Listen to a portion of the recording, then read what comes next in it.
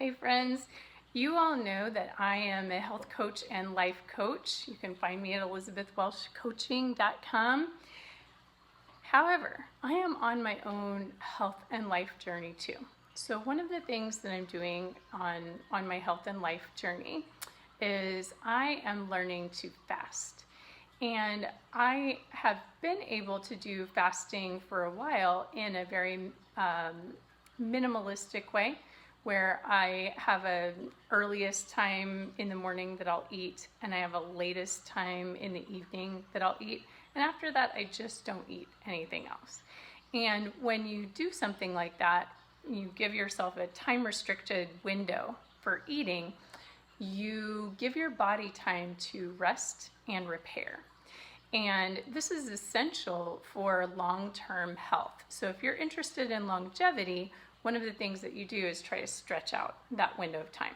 I'm not a medical professional. I'm sharing my journey with you.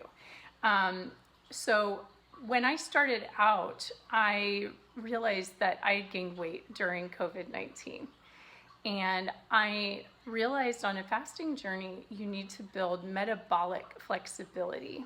And what does that mean? That means that you can go certain times of day without eating and be totally fine. And it also means that your body can use both ketones, or kind of fats that you store within your own body, or use sugars to run on, okay? So how do you go about building metabolic flexibility?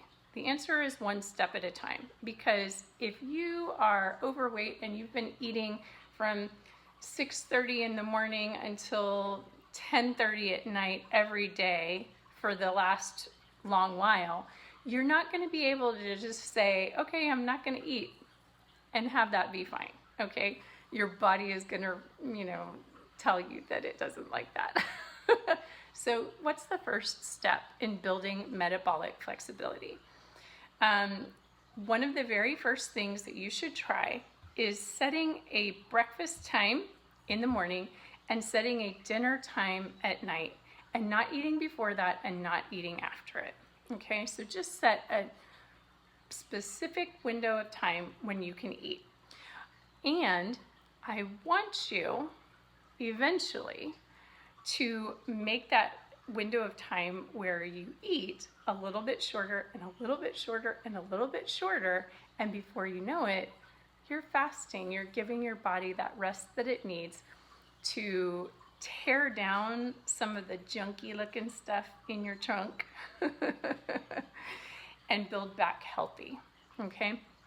So I think a good goal to work up to is having an 8-hour eating window.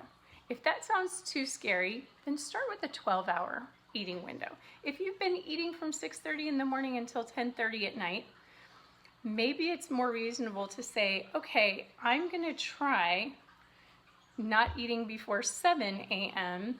and I'm gonna try not eating after 8:30 p.m.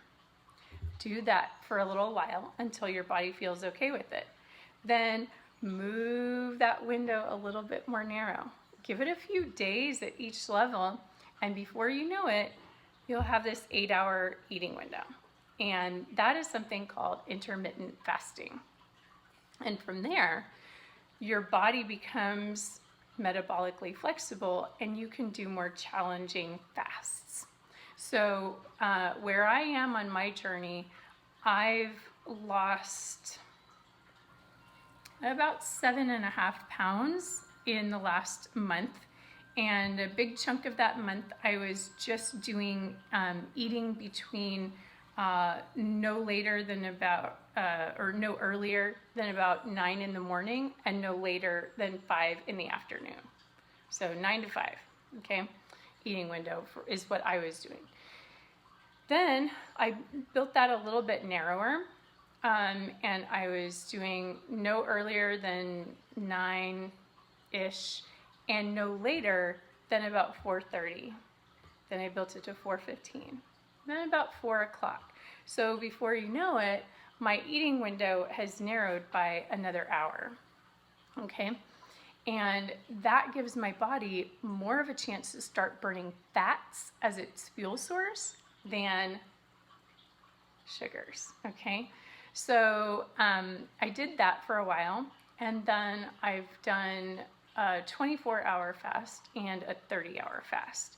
And when I did those two, I did them within a week, within the same week period. And in that week, I went down another 4 pounds. So far, I lost about 7.5 pounds, but about 4 pounds was in that week when I did those more extended fasts. Like I said before, those more extended fasts are not something that you can go straight into if you've been eating with a huge window of time every day. You need to narrow that window before you're able to jump into those bigger fasts. And if you have any medical issues at all, you need to let your doctor know that this is something that you're interested in. And if your doctor says that this is not something that you should do, they may have a really good reason for it. Like if you're pregnant or if you're underweight, you should not be doing this, right? But if you have a lot of extra weight and you are otherwise healthy, this is something that you should talk to your doctor about, okay? They need to know that you're interested in this. And if your doctor sees that you're overweight or you have a heart condition or you are starting to not have the mental clarity you used to have, and your doctor still says you shouldn't do this, you should probably look into finding a functional medicine doctor or a life coach or health coach who has experience with these kinds of things and has done this with people before. It is doable. You can lose your weight and you got this. Okay, so find a starting point. Find a starting point. Tell your doctor what you're doing. If they're not the right doctor, find a different doctor, right? And a functional medicine doctor is going to help you a lot more profoundly, a lot more quickly than a sort of traditional doctor. So just a little tip to the wise. If you're interested in fasting and you want some more support, you can check out this channel. I'll have some more videos posted. Or you can find me at ElisabethWelshCoaching2HowToStartFasting and get some more tips. And I am currently taking new clients, so you can find out more about that at ElisabethWelshCoaching.com. All right, thank you.